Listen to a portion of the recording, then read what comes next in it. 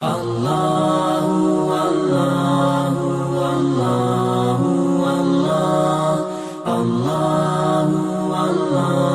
پاس جب لوگ آتے ہیں اور وہ داخل طریقت ہوتے ہیں تو ہم جو بنیادی چیزیں ان کو بتاتے ہیں تو ان میں سے ایک چیز یہ لازمی بتاتے ہیں کہ رزق پاک نہیں ہوگا تو باطن روشن نہیں ہوگا. یہ بنیادی بات ہے. اگر رزق پاک نہیں ہے تو میرے حضور نے ارشاد فرمایا کہ ایک بندہ سفر کر کے کعبۃ اللہ کے صحن میں پہنچتا ہے اور کعبے کے پردوں کو تھام رہا ہے, وہ یمد یدیہ, اور لمبے لمبے ہاتھ کر کے کہتا ہے اے اللہ, لیکن اس کا کھانا حرام ہے, اس کا پینا حرام ہے, اس کا لباس حرام ہے, وہ غزیہ بالحرام, اس کو غذا حرام سے دی گئی ہے. میرے حضور نے فرمایا اس کی کوئی دعا قبول نہیں ہوگی. سفر کیا, جنگل پہاڑ کاٹے, سمندروں کو پاٹ کر کے آگے گیا, ہواؤں کے کلیجے چیر کے آگے بڑھا, مہینوں کی مسافتیں طے کر کے گیا اور کعبۃ اللہ کے سامنے کھڑا ہے, سین حرم میں مطاف میں کھڑا ہے, لیکن اس کا جسم حرام سے پلا ہے. اس نے جو پہنا ہے اس لباس کا تانا یا بانا حرام کا ہے, اس کو غذا حرام کی دی گئی ہے, اس نے پیا حرام کا ہے, اس نے کھایا حرام کا ہے, تو پھر اس کا یہ سارا سفر رائے گاں چلا جائے گا, اس کو کچھ نصیب نہیں ہوگا. تو سب سے پہلی شرط اس عنوان سے عقل حلال ہے. اس کے بعد پہ صدق مقال ہے کہ آپ کی زبان جھوٹ نہ بولے. جب کوئی شخص جھوٹ بولتا ہے, روحانیات تو دور کی بات ہے, اللہ کے فرشتے اس سے 1 میل دور ہٹ جاتے ہیں. جب کوئی شخص جھوٹ بولتا ہے تو حدیث پاک میں آتا ہے اس کے منہ سے ایک خاص قسم کی بدبو نکلتی ہے. اس بدبو کو ہم نہیں سونگھ پاتے لیکن فرشتے سونگھ لیتے ہیں, چونکہ فرشتے انتہائی حساس مخلوق ہے, اور وہ جھوٹ کی وجہ سے نکلنے والی بدبو کو سونگھتے ہیں. اللہ نے حضرت امام اعظم امام ابو حنیفہ رضی اللہ تعالیٰ عنہ کو یہ بصیرت عطا کی تھی اور یہ باطنی نظر بخشی تھی کہ جب کوئی شخص وضو کرتا تھا تو اس کے وضو کے پانی سے پہچان لیتے تھے کہ یہ کس گناہ کا مجرم ہے. جب بندہ وضو کرتا ہے تو وضو سے ہاتھوں کے گناہ جھڑتے ہیں, منہ کے گناہ جھڑتے ہیں, تو وہ وضو کے پانی سے اس بات کو محسوس کرتے تھے. اللہ نے ان کو وہ بصیرت عطا کی تھی, لیکن انہوں نے اللہ کی بارگاہ میں عرض کی مالک مجھ سے یہ چیز چھین لے, یہ چیز مجھے نہیں چاہیے. لوگوں کے بارے میں جو ہے وہ ایسا گمان پھر پیدا ہوتا ہے. تو فرشتوں کو اللہ نے وہ حساس جو ہے وہ پاکیزہ وجود دیا, اور ان کی حس ایسی ہے کہ وہ بدبو جو انسان بولتا ہے اور لفظوں سے جو اثرات نکلتے ہیں وہ محسوس کرتے ہیں. تو جب کوئی شخص جھوٹ بولتا ہے تو اس کے جسم سے, اس کی زبان سے جھوٹ کے ساتھ بدبو نکلتی ہے. اللہ کے فرشتے 1 میل دور تک پیچھے ہٹ جاتے ہیں.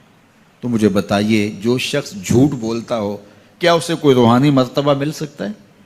یہ سوچا بھی نہیں جا سکتا, یہ امکانات سے ہی نہیں ہے. اللہ کے محبوب علیہ السلام سے پوچھا گیا کہ حضور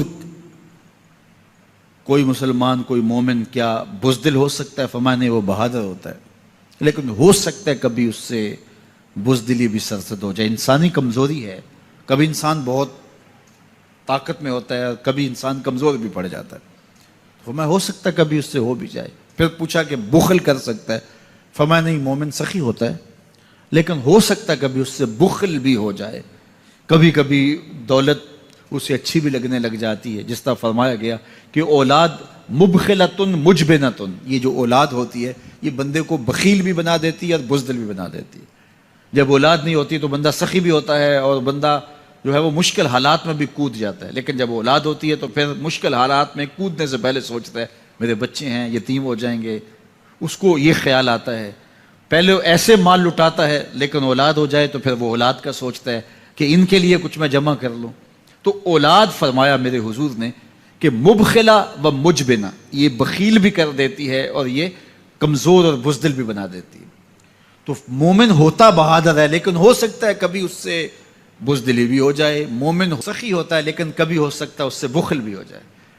لیکن تیسرا سوال حضور سے پوچھا گیا کہ مومن جھوٹا ہو سکتا ہے؟ تو اس پہ 2 ٹوک کہا, نہیں جھوٹا نہیں ہو سکتا. یہ نہیں ہو سکتا کہ مومن ہو اور جھوٹا ہو, وہ سچ بولنے والا ہوگا.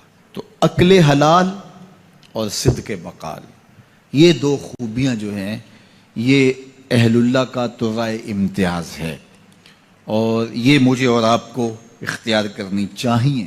حضرت خلیل اللہ جب وادی غیر ذی زرع میں سیدہ ہاجرہ اور ان کے معصوم نونہال کو چھوڑ کر کے جانے لگے، ایسی وادی جہاں حیوانی وجود بھی نہیں تھا، نباتات بھی نہیں پائے جاتے تھے، پانی کا ایک قطرہ بھی دستیاب نہیں تھا، کالے سیاہ محیط پہاڑ جیسے فولاد پگھلا کے ڈال دیا ہو، وہ وادی جہاں دن کو بھی خوف آئے، وہاں حضرت ہاجرہ نے راتیں بھی گزاری۔ کتنا دردناک لمحہ تھا جب سحری کا وقت ہوا، حضرت خلیل اللہ دعائیں دے کے رخصت ہونے لگے، حضرت ہاجرہ سلام اللہ نے آگے بڑھ کے اپنے شوہر نامدار کا دامن پکڑ لیا، تمسکت بِأَزْيَالِهِ، دامن پکڑ کے بولی، میرے شوہر نامدار، اس محیب وادی میں، اس پہاڑوں کے دامن میں جہاں دن کو بھی خوف آئے، نونہال معصوم کے ہمراہ مجھے چھوڑ کے کہاں جا رہے ہو؟ حضرت خلیل اللہ نے کوئی جواب نہیں دیا۔ پھر قدم اٹھایا تو زوجہ نے پھر دامن پکڑا، پھر وہی سوال، پھر کوئی جواب نہیں آیا۔ تیسری مرتبہ دامن پکڑا، خلیل اللہ کی جانب سے کوئی جواب نہیں آیا، تو خاتون خود بولی، کیا اللہ کا حکم تو نہیں؟ تو حضرت خلیل اللہ نے کہا، نعم، ہاں اسی کا حکم ہے۔ حضرت ہاجرہ نے دامن چھوڑ دیا، کہا جائیے، خیر سے جائیے، اگر اس کا حکم ہے وہ ہمیں ضائع نہیں ہونے دے گا۔ جہاں دن نہیں گزارے جا سکتے تھے، پھر اس خاتون نے وہاں راتیں بھی کاٹی۔ وہ وادی جس میں وحشت بھی قدم رکھتی تھی ڈر ڈر کے، جہاں پھرتے تھے آوارہ تھپیڑے بادے سر سر کے، جہاں پر گھاس اگتی ہے، جہاں نہ پھول کھلتے ہیں، مگر وہ سرزمین ہے آسماں بھی جھک کے ملتے ہیں۔ اپنی پاک باز بیوی اور نونہال بیٹے کو چھوڑ کے حضرت خلیل اللہ دعائیں دے کے رخصت ہو گئے۔ تھوڑا سا توشہ تھا، 2-1 دن کے بعد ختم ہو گیا۔ پھر ماں کی چھاتی سے دودھ بھی خشک ہو گیا، نونہال پیاس سے تڑپنے لگا۔ ماں تو پھر ماں ہوتی ہے، تڑپتی ہوئی ممتا کا دل بے قرار ہوا۔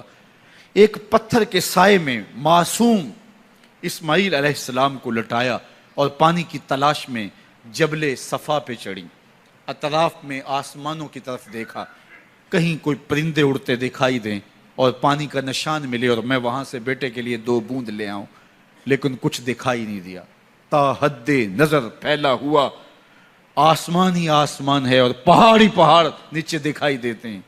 پھر مروہ پہ آئیں، درمیان میں نشیبی جگہ تھی، وہاں بیٹے کا من موہنا چہرہ دکھائی نہیں دیتا تھا، دوڑ کے گزری اور جا کے صفا پہ گھوم کے دیکھا، کچھ نظر نہیں آیا، ادھر بھی دیکھ لیا ادھر بھی دیکھ لیا، لیکن ماں تھی، پھر دوبارہ صفا پہ آئی، صفا پہ دیکھا کچھ دکھائی نہیں دیا، پھر تڑپ کے مروہ پہ آئیں، وہاں پھر دیکھا کچھ دکھائی نہیں دیا، پھر صفا پہ آئی، کبھی صفا پہ کبھی مروہ پہ، تڑپتی ہوئی ماں کی ممتا، بے قرار دل، ادھر پانی کی پیاس سے تڑپتا ہوا معصوم اسماعیل پتھر کی اوٹ میں، درمیان سے ماں گزرتی ہے تو بھاگ کے گزرتی ہے کہ بیٹے کا من مونا چہرہ بھی نگاہوں کے سامنے رہے۔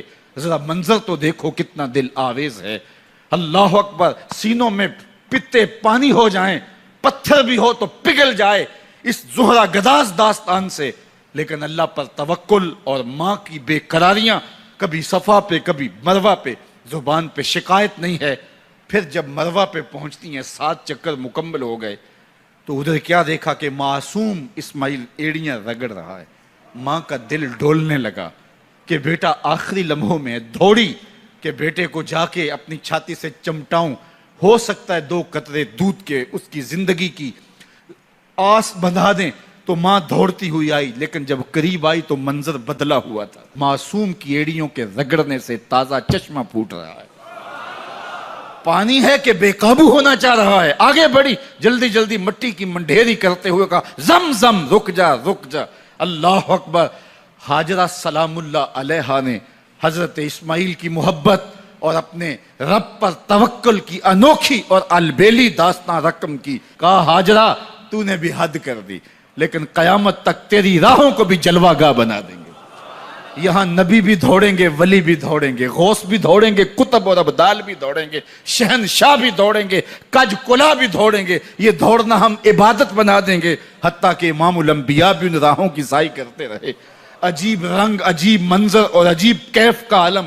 اچھا، یہاں رک کے ایک بات کرنا چاہوں گا، اگر آپ کی توجہ ہو، جہاں حضرت حاجرہ دوڑی اور ان کے مبارک قدم وہاں لگے اور لگ کے ہٹ گئے، عارضی نسبت ہے، مستقل نسبت نہیں ہے، جہاں ان کے قدم لگ کے ہٹ گئے وہ جگہ تو جلوہ گاہ بن گئی، اور جہاں حضور خود جلوہ فرما ہیں وہ گنبد خضرا جلوہ گاہ کیوں نہیں ہو سکتا ہے؟ اب یہ پانی جہاں حضرت اسماعیل کے قدم لگے، یہ پانی دنیا کا عظیم ترین پانی ہے، اور پھر اس کا پروٹوکول یہ ہے، اس کو کھڑے ہو کے پیا جاتا ہے۔ یار یہاں بھی روک کے ایک بات کہہ دوں، حضرت اسماعیل کے قدموں کو چھونے والے پانی کا پروٹوکول ہے کہ اس کے لیے کھڑے ہو جائیں، اور حضرت اسماعیل مسجد اقصیٰ میں جس کے پیچھے کھڑے ہو کے نماز پڑھتے ہیں، اس امام کے لیے کھڑے ہو کے مصطفیٰ جان رحمت پہ لاکھوں سلام پڑھ لیں تو اس میں شرک کہاں سے آ جائے گا؟ تو یہ تکریم ہے، یہ عزت ہے اس پانی کی کہ اس نے حضرت ذبیح اللہ کے قدم چھوئے ہیں۔ تو یہ سارا حج، اللہ اکبر، ہمیں ہمارے ماضی سے جوڑتا ہے۔